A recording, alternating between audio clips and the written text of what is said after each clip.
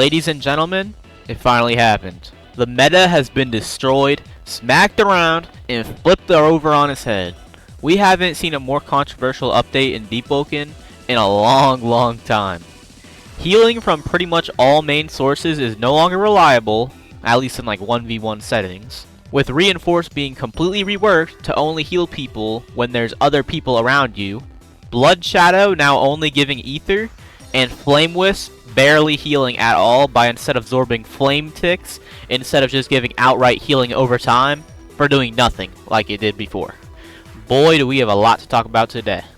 So first, for some good news. There is good news, believe me. They've reset Drown favors, so any character that previously last winded can do it once more. This is great for people that have their most favorite Drown Comway build slot that's 200 years old and don't want to lose it. So if you have any old white builds that you want to bring back, go bring them back. They also made it so medallion chests are no longer camouflage. Previously, because they were all turned into Curesmith chests, giving 2 times the amount of medallions, which was amazing by the way. I only did like 1 layer 2 run, and I got everything I needed. They no longer emitted their purple glow after the event because they got turned into presents, obviously. But now it sounds like we get our 2 times medallions still and can easily see their locations once more with the purple glow they had before. Absolutely great for people trying to farm medallions. Moving on to everything else, negative and positive. Depends what kind of builds you run and how you think about it. So addressing the elephant in the room, Shadowcast is most definitely the best attunement in the game right now, by a decent proportion. With added hit stun on practically everything, and making normal Shadowgun, aka with no blast spark, block break at level 5 and do much more posture damage overall, on top of doing more damage as well. I still don't see people using this for ganks. Maybe if you wanted to make your favorite Bleach character, like I saw an Ulquiorra build the other day, some dude made a video on it, and it was actually pretty cool. Or another use would be is if you're a high elo Chime player just trying to get a free range block break off, which I can definitely see happening. The most exciting change of this update, in my opinion, is the addition of Deepwoken's first hybrid mantra. If you know me, you know ever since the early days of Deepwoken, I love the idea of hybrid attunement builds, because of the variety it has compared to other basic builds.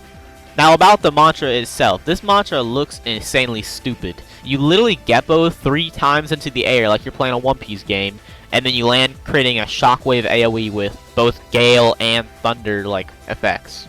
But I can't not see the possibility of every single Jet Striker Trackstar build picking this mantra up. I don't feel like Deepwoken not addressing this running problem is the right decision, as it makes ganking really annoying. Especially if they wanted to add in-game ranks like I addressed in one of my previous videos. You can check it out right here. But luckily, they did mention a Jet Striker rework previously, a few months ago. This wasn't this update, saying it should get mantras, which probably means that the mobility would get greatly reduced or reworked completely. But yes, the Gale Lightning mantra Tempest Blitz opens the floodgates for all other attunement combinations to get dual attunement mantras as well, which I think is just about the coolest thing ever. I think the game needs more of that. Moving on, Flaming Servants now does less posture damage by a noticeable amount. It's still good though. Shadow Eruption now ends if you parry the first hit, due to it now having hit stun.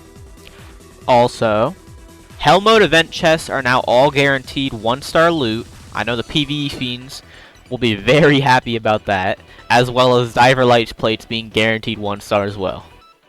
Sanity pips on armor now give ether, and rare monster pips now give physical and elemental resistance. This was really annoying because I've found like 2 18% monster armor equipments, all 3-star, but that's the only good thing on them, and it's like, what am I supposed to do with this? But now with this update, they give some resistance as well. Also, Shadow Chains got buffed to like a crazy degree. And fun fact for you guys, I forgot this mantra was even in the game. I legitimately have not seen this mantra be used in probably a year. Yeah, probably a year. There was also some Caltrop nerfs, rightfully so, and the base dagger critical got nerfed as well.